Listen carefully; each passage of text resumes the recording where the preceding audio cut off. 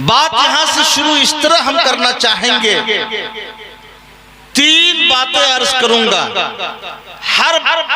بات کا جزیہ 15 منٹ کا ہوگا۔ ایک بات میں خالص معزز علماء کرام کی خدمت میں اپنی اصلاح کے لیے پیش کروں گا، دوسری بات امت کے لیے پیش کروں گا، اور تیسری بات اپنی ماں اور بہنوں کے لیے کہوں گا۔ مجھے پتہ ہے کہ مجمع کو زندگی بخشنے والے وہ لوگ جنہوں نے اپنے آشیانے کو جلا کر لوگوں کو روشنی بخشی ہے، وہ اکابر علماء اب نہیں آئیں گے۔ یہی وہ لوگ ہیں جنہیں آپ احساس کے ساتھ عزت و قدر کی نظر سے دیکھنے کے ساتھ ساتھ آپ انہیں آگے بڑھانے کا جذبہ اپنے دل میں رکھ سکتے ہیں۔ قرآن کریم کی ایک آیت میں نے تلاوت کی، وَلَنَبْلُوَنَّكُمْ بِشَيْءٍ مِّنَ الْخَوْفِ وَالْجُوعِ وَنَقْصٍ مِّنَ الْأَمْوَالِ وَالْأَنفُسِ وَالثَّمَرَاتِ وَبَشِّرِ الصَّابِرِينَ۔ اللہ تعالیٰ قرآن کریم میں کہتا ہے کہ اے لوگو تم آزمائے جاؤ گے، کبھی ڈرا کر آزمائے جاؤ گے۔ اگر تم نے فلاں کام نہیں کیا تو قید و بند کی مصیبت سہنی پڑے گی، آپ کو ڈرایا جائے گا کہ جیل کے پیچھے ہم تمہیں دھکیل دیں گے، آپ کو ڈرایا جائے گا کہ مختلف طریقوں سے ہم تمہیں ستائیں گے، آپ کو ڈرایا جائے گا کہ ہندوستان کی شہریت تم سے لے لی جائے گی، آپ کو ڈرایا جائے گا کہ تمہارے ساتھ ہم ایسا معاملہ کریں گے کہ تم دوبارہ اپنا سر نہیں اٹھا سکتے ہو۔ آپ آزمائے جائیں گے خوف کے ذریعے، وَلَنَبْلُوَنَّكُمْ بِشَيْءٍ مِّنَ الْخَوْفِ وَالْجُوعِ، بھوک کے ذریعے آزمائے جائیں گے۔ آپ کو کبھی بھوکا رکھا جائے گا، کبھی آپ کو پیاسا رکھا جائے گا، زندگی کی قیمت آپ سے وصول کی جائے گی۔ لیکن یاد رکھیو میرے بھائیو، شاہ ابی طالب کی اس زندگی کو کہ جناب محمد رسول اللہ صلی اللہ علیہ وسلم نے اپنے صحابہ کے ساتھ شاہ ابی طالب نے زندگی گزار کر امت کو یہ پیغام دیا کہ نہ تم حکومت سے ڈرو گے، نہ تم مملکت سے ڈرو گے، نہ تم کسی جاہ جلال سے ڈرو گے، تمہیں جناب محمد رسول اللہ کی زندگی دیکھنی ہوگی کہ ہم نے شاہ ابی طالب میں اپنے صحابہ کے ساتھ چمڑے کھا کر زندگی گزارا کی ہے، ہم نے پتے کھا کر زندگی گزارا کی ہے۔ جناب محمد رسول اللہ صلی اللہ علیہ وسلم نے یہ ثابت کر دیا، اے امت کے لوگوں تم کسی اس بنیاد پر نہیں ڈرنا کہ تمہیں بھوکا رکھا جائے گا، تم سے مملکت بھوک کی بنیاد پر آزمائش میں تمہیں ڈالے گی، حکومت تمہیں بھوکا رکھ کر آزمائش میں ڈالے گی، لیکن تمہاری ذمہ داری ہوتی ہے کہ تم شاہ ابی طالب کے منظر کو دیکھو۔ وَنَقْصٍ مِّنَ الْأَمْوَالِ، اور آپ کے مال کو کم کر کے آپ کو آزمایا جائے گا۔ کبھی آپ سے کہا جائے گا یہ چیزیں تمہیں جمع کرنی ہوں گی، یہ چیزیں تمہیں جمع کرنی ہوں گی۔ جناب محمد رسول اللہ صلی اللہ علیہ وسلم نے مکہ کے وادی سے یہ اعلان کیا کہ اے لوگو ہمارے مال سے ہمارے مال کو چھین کر ہمیں آزمائش میں ڈالا۔ مکہ مکرمہ میں ہماری بہترین تجارت تھی، ہمارے صحابہ تجارت کرتے تھے، ہم سب لوگ تاجر تھے، لاکھوں اور اربوں اور کھربوں روپے کماتے تھے، خدیجہ انٹرنیشنل تاجرہ تھی، لیکن اے لوگو ہم سے محمد رسول اللہ نے کہا کہ تم سے بھی مال چھینا جائے گا، تم آزمائش میں ڈالے جاؤ گے، تمہیں گھبرانے کی ضرورت نہیں۔ والانفس، اور تمہیں جان کا نذرانہ پیش کرنا پڑے گا۔ اگر تمہیں جان کا نذرانہ پیش کرنا پڑے تو حضرت سمیہ کو یاد رکھنا کہ انہوں نے اپنے جان کے نذرانے کو پیش کر کے اسلام کو، دین کو اور مذہب کو زندگی بخشا۔ اے لوگو یہ ملک اور اس ملک میں رہنے والے لوگ اور وہ لوگ جو اس ملک میں لا الہ الا اللہ محمد رسول اللہ کی بنیاد پر زندہ رہتے ہیں وہ آزمائے جائیں گے۔ مسلمان ایسے ہی کامیاب نہیں ہوگا۔ اللہ کہتا ہے وَبَشِّرِ الصَّابِرِينَ کہ صبر والوں کے لیے خوشخبری ہے۔ علماء کرام یہاں پہ موجود ہے، میں ان کی ضمانت کے ساتھ یہ بات کہنا چاہتا چاہتا ہوں کہ آپ اور ہم اسی وقت کامیاب ہوں گے جب ہم علم کے چراغ کو روشن کرنے کی کوشش کریں گے۔ اے لوگو، کردولی کی یہ زمین، کردولی کی یہ بستی، کردولی کے یہ لوگ آج سے کامیابی کا جھنڈا گاڑنے کے لیے تیار بیٹھے ہیں۔ جس دن یہ بات، یہ فکر آئی کہ کردولی میں مدرسے کے نظام کو چلانا ہے اور کردولی میں مدرسے کے نظام کے ساتھ زندگی گزارنی ہے، اسی دن اللہ تبارک و تعالیٰ کی نعمتیں اس بستی پر آن پڑی۔ اب کردولی میں حسان ابن ثابت کے قیام کے بعد اسلام بھی، مسلمان بھی اور یہاں کے آبادی کے لوگ جو بہت اچھی زندگی گزارتے تھے، حسان ابن ثابت کے بعد اور اچھی زندگی گزارنے پر قادر ہو جائیں گے۔ اے لوگو، آپ جب علم کا چراغ روشن کر دیں گے تو کوئی طاقت آپ کو نہیں جھکا سکتی، کوئی طاقت آپ کو نہیں رلا سکتی، کوئی طاقت آپ کو کسی طرح کی کوئی مصیبت میں نہیں ڈال سکتی۔ علم وہ بہترین طاقت اور قوت ہے جس کی بنیاد پر انسانیت نے ہمیشہ کامیابی حاصل کی۔ آپ کو پتہ ہے اللہ کے رسول جناب محمد رسول اللہ صلی اللہ علیہ وسلم جب مکہ مکرمہ میں مبعوث کیے گئے اور جب بھیجے گئے، اس وقت علم کا تناسب کیا تھا؟ آپ کو میں یاد دلا دوں کہ علم کا تناسب مکہ مکرمہ میں صرف 13 لوگ پڑھنے اور لکھنے والے تھے۔ پورے مکہ میں صرف 13 لوگ پڑھنے اور لکھنے والے تھے اور پورے مدینہ میں صرف 11 لوگ لکھنے اور پڑھنے والے تھے۔ اللہ کے رسول جناب محمد رسول اللہ صلی اللہ علیہ وسلم جب تشریف لائے اور جب ان پر یہ آیت اقرا کی نازل ہوئی تو جناب محمد رسول اللہ صلی اللہ علیہ وسلم نے ہر گھر میں علم کا چراغ روشن کر دیا، ہر گھر میں مکتب کا نظام قائم کر دیا، چھپ کر، لوگوں سے چھپ کر، یہاں وہاں بیٹھ کر مکہ کے صحن میں اور ہر اس جگہ پر علم کا شمع روشن کیا جہاں سے انسانیت کو زندگی مل سکتی تھی۔ اے لوگو، آپ اس قوم کی امت ہیں، آپ اس نبی کی امت ہیں جس نبی نے بھوکا رہ کر، اپنے پیٹ پر پتھر باندھ کر اور لوگوں کو یہ کہہ کر، اے لوگو ہم بھوکے رہ سکتے ہیں، ہمارے کپڑے پھٹے ہو سکتے ہیں، ہمارے بال پراگندہ ہو سکتے ہیں، ہم زندگی کے لیے ادھر سے ادھر اور ادھر کی چیزوں کے ذریعے اپنے پیٹ کو بھر سکتے ہیں، یہ تو ہم کر سکتے ہیں، لیکن تعلیم اور علم کا شمع روشن ہو اس کی ہمیں پوری کوشش کرنی ہے۔ یہی وجہ ہے کہ غزوہ بدر کے موقع سے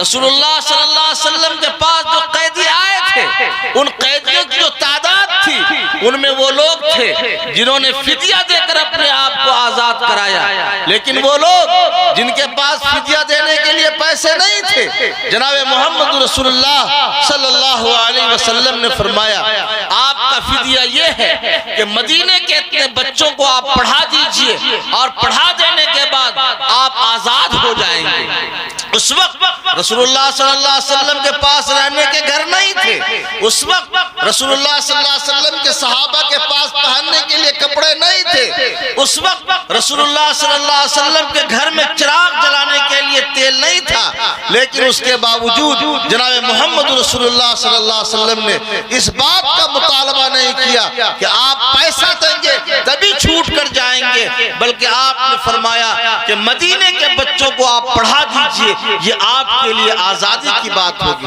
اے لوگو، کردولی کے اے لوگو، آج جو نظام قائم کیا جا رہا ہے اس نظام کی اہمیت کو محسوس کیجئے۔ آپ اور ہم اور سب کہیں گے کہ مدارس کے نظام کے چلانے سے کیا ہوگا، مدارس میں پڑھا کر بچوں کو کیا ہوگا، مدارس میں پڑھنے والے بچے کیا کریں گے؟ میں آپ سے کہنا چاہوں گا کہ وہ ٹھیک ہے، لیکن یاد رکھیے جس گاؤں میں، جس بستی میں، جس آبادی میں قرآن کی تلاوت ہوتی ہے، قرآن کریم پڑھا جاتا ہے، اور جس بستی اور آبادی میں اللہ کے رسول کے پیغام کو عام کیا جاتا ہے، وہ بستی، وہ آبادی، وہ گاؤں، وہ علاقہ محفوظ ہو جاتا ہے۔ آپ مجھ سے سوال کیجئے، اس کی کوئی مثال آپ کے پاس ہے؟ میں آپ کو مثال کے طور پر پیش کرتا ہوں۔ نظام الملک توسی جس نے مدرسہ نظامیہ قائم کیا تھا، اور لوگ کہتے ہیں کہ انسانی تاریخ کا وہ سب سے پہلا مدرسہ ہے، وہاں لاکھوں لاکھ روپے نظام الملک توسی خرچ کیا کرتے تھے، اور نظام الملک توسی اپنے خاص فنڈ سے، حکومت کے فنڈ سے اس مدرسے کو چلاتے تھے۔ ایک بددماغ آدمی آیا، نظام الملک توسی سے کہا کہ حضور یہ جو آپ مدرسہ نظامیہ پہ لاکھوں روپے خرچ کرتے ہیں، یہاں سے نہ بچے ڈاکٹر پیدا ہوتے ہیں کہ جو سماج کا علاج کر سکے، نہ انجینئر پیدا ہوتے ہیں جو آپ کے ملک کی حفاظت کے لیے توپ بنا سکے، اور نہ ہی کوئی ایسا آدمی پیدا ہوتا ہے جو آپ کے لیے مفید ثابت ہو۔ نظام الملک توسی نے اپنے وزیر کو بلایا، اور وزیر کو بلانے کے بعد اس سے کہا کہ یہ جو مدرسہ نظامیہ چل رہا ہے جس میں لاکھوں لاکھ روپے کے خرچ ہوتے ہیں، اس مدرسے کے چلانے کا کوئی فائدہ نہیں ہے، اسی لیے آئندہ جو بجٹ تیار ہو اس میں مدرسہ نظامیہ کا بجٹ تیار نہیں ہوگا۔ وزیر نے سمجھ لیا کہ دماغ خراب ہو گیا ہے ہمارے بادشاہ کا، وہ بادشاہ کو سمجھانے کی ضرورت ہے۔ وزیر نے اس وقت بادشاہ سے کوئی بات نہیں کہی اور اس وقت خاموش رہے۔ کہا حضور بادشاہ سلامت، میں آپ کی جان کی سلامتی آپ سے مانگ کر ایک بات عرض کرنا چاہتا ہوں۔ بادشاہ نے کہا ضرور کہیں آپ۔ بادشاہ نے جب یہ بات کہی تو وزیر نے کہا حضور 5 دن کا مجھے مہلت دیجئے، موقع دیجئے۔ 5 دن کے بعد رات کے سناٹے میں جب سب لوگ سو رہے تھے، سب لوگ آرام کر رہے تھے، کوئی اس وقت جگا ہوا نہیں تھا، وزیر نظام الملک توسی کے دربار میں حاضر ہوتا ہے اور عرض کرتا ہے حضور میں چاہتا ہوں کہ آپ اپنی سرحد کا ذرا نظارہ کر لیں۔ بادشاہ نے سمجھا کہ شاید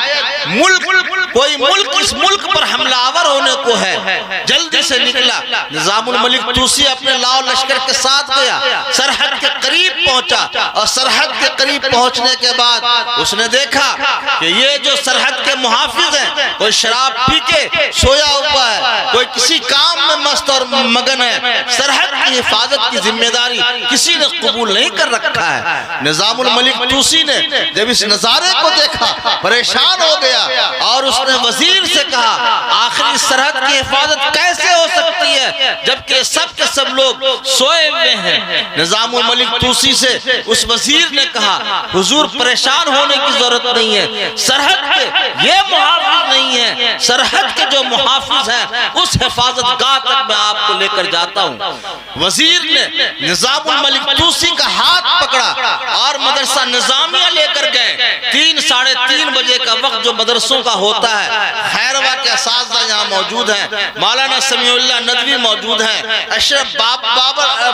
بابر اشرفی یہاں موجود ہیں، مولانا عبدالقدوس صاحب یہاں موجود ہیں، یہ بڑے بڑے علماء یہاں موجود ہیں۔ ان سے پوچھئے کہ 3 ساڑھے 3 4 بجے کے بعد مدرسے کا نظام اور نظارہ کیا ہوتا ہے۔ نظام الملک توسی مدرسہ نظامیہ لائے گئے، انہوں نے دیکھا مسجد کے ایک کونے میں 4 آدمی کھڑے ہو کر نماز پڑھ رہا ہے، 4 آدمی 5 آدمی سجدے کی حالت میں، 10 آدمی رکوع کی حالت میں، 20 آدمی ہاتھ اٹھا کر دعا مانگ رہا ہے، اور چھوٹے چھوٹے معصوم بچے قرآن کریم کی تلاوت کر رہے ہیں۔ وزیر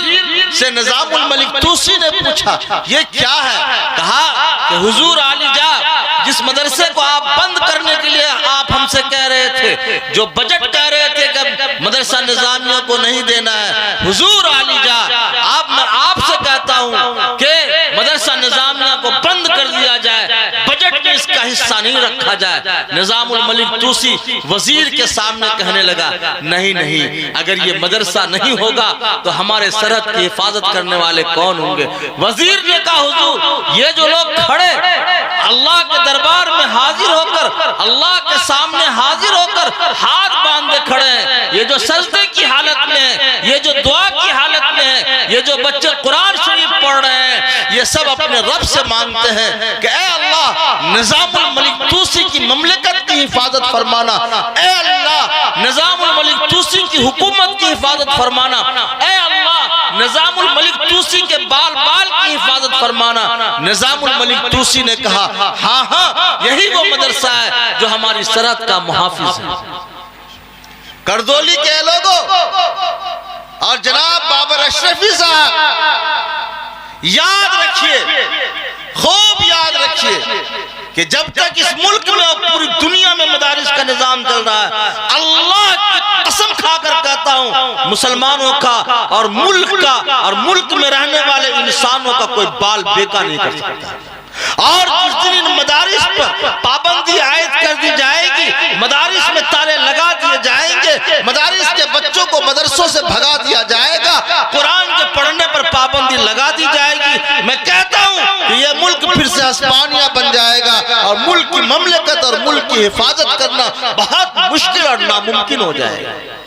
اسی لیے کردولی کے لوگوں، اگر حسان ابن ثابت اپنے عزم و ارادے کے ساتھ کھڑا ہے اور مولانا سمیع اللہ ندوی اپنے رفقاء کار کے ساتھ کچھ کام کرنا چاہتے ہیں، میں آپ سے کہنا چاہوں گا کہ دارالعلوم دیوبند کا قیام جو عمل میں آیا وہ جھاڑ کے نیچے آیا تھا، پیڑ پودوں کے نیچے آیا تھا. ایسی جگہ پر اس کے قیام کو وجود میں لایا گیا تھا جہاں بہتر نہ بلڈنگ کا نظام تھا نہ عمارت کا نظام تھا، لیکن ایک استاد اور ایک شاگرد نے پوری دنیا میں آج مدارس کے نظام کے جال کو بچھا کر انسانیت کو یہ بتا دیا اللہ کسی کے پیسے کا محتاج نہیں ہے، اللہ کسی کی دولت کا محتاج نہیں ہے، اللہ کسی کی زمین کا محتاج نہیں ہے، اللہ کسی کی صدارت اور حکومت کا محتاج نہیں ہے. اگر سمیع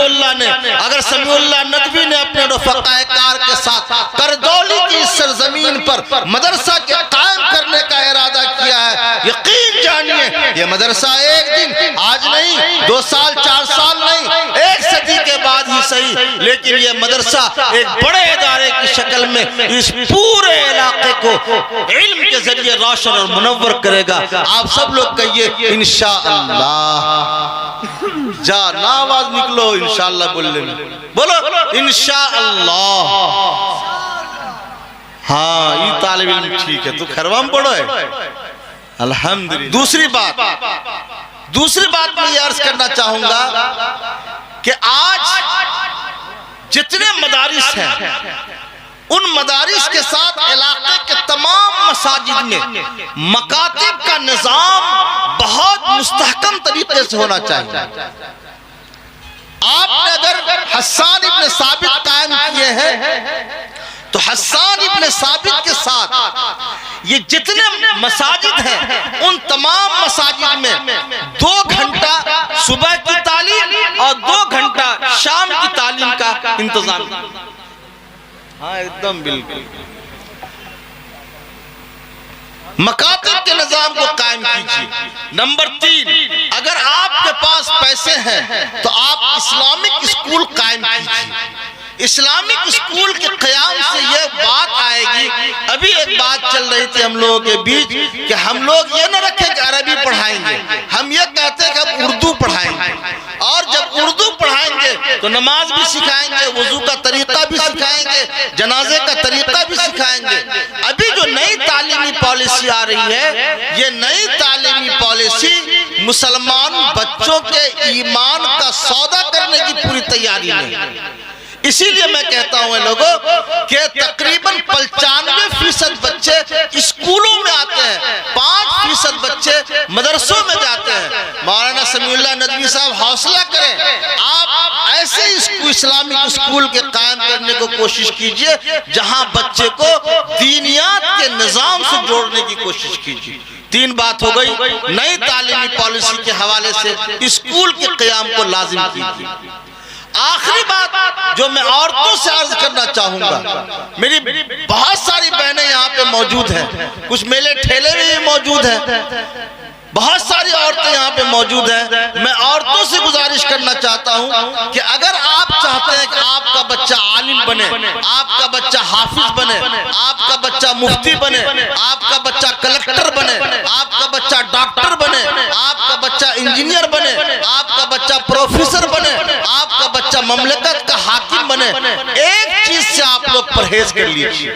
حضرت مولانا رضوان صاحب اور مولانا نصر اللہ صاحب یہاں تشریف رکھتے ہیں. ابھی ہم لوگوں نے ایک میٹنگ کیا تھا بینی باغ پٹی میں کہ ابھی اس وقت حکومت کے ذریعے سموہ کا نظام چلایا جاتا ہے. سموہ میری بہنوں یہ بہت بڑی لعنت ہے. یہ ہماری بہنوں کے حوالے کیا جاتا ہے، یہ لوگ ان لوگوں کو لون دیا جاتا ہے اور اس لون کے بدلے ان سے سود کی رقم وصول کی جاتی ہے۔ اللہ کے رسول صلی اللہ علیہ وسلم نے فرمایا سود لینے والا، سود دینے والا، سود کا گواہ بننے والا سب کے سب لوگ جہنم میں جائیں گے۔ اے میری بہنوں، میں آپ سے ہاتھ جوڑ کر کہتا ہوں، آپ سے میں منتی کرتا ہوں، میرے پاس روزانہ 2-4 عورتیں ایسی آتی ہیں جو یہ کہتی ہیں کہ مولانا میرے ساتھ تو حالات بہت بگڑ گئے، میرے حالات۔ میں پوچھتا ہوں کیسے؟ کہا کہ میں نے ایک مرتبہ لون لیا 30,000 روپے کا، اس لون کو چکانے کے لیے پھر میں نے 30,000 روپے لیے، وہ لون نہیں چکا، پھر میں نے 30,000 روپے لیے۔ حال یہ ہے کہ 4-4 5-5 لون ابھی ہم نے لے لیا ہے۔ میرا بھائی فلاں جگہ پھانسی پہ لٹک کے مر گیا، میری بھابھی نے خودکشی کر لی، میری بہن نے جان دے دیا، اور بعض عورتیں تو یہ کہتی ہیں کہ اسی لون کے بہانے ہماری عزت و عفت کا بھی سودا کرنے کی لوگ کوشش کر رہے ہیں۔ اے میری بہنوں، اگر آپ کے گھر میں سود کا نظام قائم ہوا، آپ سود لینے والی ہوں گی، آپ یاد رکھیے باوجود کوشش کہ آپ کا بچہ قرآن کا حافظ نہیں بن سکتا، آپ کا بچہ ڈی ایم اور کلکٹر نہیں بن سکتا، آپ کا بچہ انجینئر، مفتی اور مولانا نہیں بن سکتا، اس لیے کہ سود کی وہ رقم جو آپ اپنے بچوں کو کھلا رہی ہیں وہ اس بات کے لیے مانے ہیں کہ آپ کا بچہ پڑھ لکھ کر کامیاب ہو۔ اسی لیے گاؤں کے لوگوں سے، ذمہ داروں سے، مکھیا بھائی سے، سرپنچ صاحب سے، گاؤں کے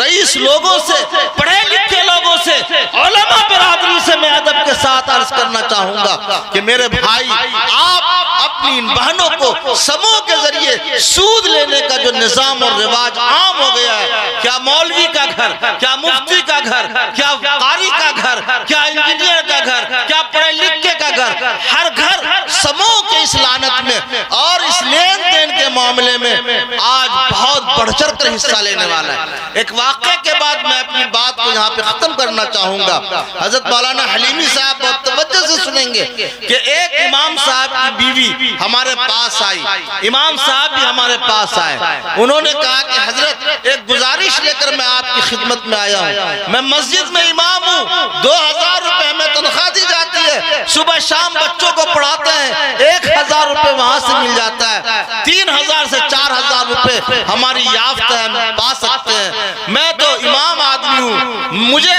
یہ مقتدی حضرات اتنا ہی پیسہ دیتے ہیں اور مجھے چھٹی بھی نہیں دیتے ہیں۔ میرا بچہ بیمار پڑ گیا، بیوی کے پاس پیسہ نہیں تھا، اس کی سہیلی سے اس نے ذکر کیا، کہا گھبرانے کی کوئی بات نہیں ہے، مولوی صاحب کو کہنے کی ضرورت نہیں ہے، تم چلو ہم تم کو لون دلوا دیں گے۔ اس عورت نے اپنے بچے کے علاج کے لیے لون لے لیا۔ ہم کم تنخواہ والے آدمی، مجھے پتا نہیں چلا۔ آج حال یہ ہے مولانا کہ میری بیوی نے میری غیر موجودگی میں 2-2 3-3 لون اٹھا لیے۔ آپ یقین جانیے 1,00,000 روپے وصول کر کے امت کے لوگوں سے ہم نے ان کو دیا اور کہا کہ سمو کہ اس لین دین سے اور اس لون سے آج سے توبہ کیجئے۔ میرے بھائی اور بزرگوں اور دوستو، یہ ایک ایسا جال ہے جس جال میں پھنسانے کی کوشش کی جا رہی ہے۔ اے علماء کی جماعتوں، سدی تحریک کا جب نظام چلا تھا، قاسم نانوتوی کھڑے ہوئے تھے۔ سدی تحریک کا جب نظام چلا تھا، مولانا علی منگیری کھڑے ہوئے تھے۔ سدی تحریک کا جب نظام چلا تھا تو ہمارے اسلاف آگے بڑھے تھے۔ یہ سدی تحریک سے زیادہ قوم کو برباد کرنے والی تحریک ہے جو آپ کے ایمان کو بھی چھیننے کی کوشش کرے گا اور آپ کے بچوں کو جاہل بنانے کی بھی کوشش کرے گا۔ میں علماء سے ہاتھ جوڑ کر دستبستہ عرض کرتا ہوں، اے لوگوں، اے علماء کی جماعتوں، آپ جہاں کہیں بھی رہیں اس فکر کے ساتھ جاگیں۔ آپ اپنے گھر میں، بہن کے گھر میں، پھوپھی کے گھر میں، چچی کے گھر میں، اپنے گھر میں جا کر تجزیہ کیجئے۔ اگر یہ نظام ہے تو آپ اس نظام سے چھٹکارا حاصل کرنے کی کوشش کیجئے۔ حسان ابن ثابت کا ماشاءاللہ نظام چل گیا ہے، آپ سب لوگ اس کی مدد کیجئے گا انشاءاللہ۔ جو بڑے لوگ ہیں وہ بیٹھے رہیں، جو نوجوان سب وہ کھڑے ہو جاؤ تو آپ لوگ نوجوان سب کھڑے ہوئیے، تو سب کھڑے ہوئیے۔ تنگڑی میں درد کر رہا، بڑے لوگ نہیں کھڑے ہیں، جو آپ نوجوان میں نا بوڑھے ہو گئے، جے کے پاس 10-12 بچہ وہ بوڑھا آدمی ہو لے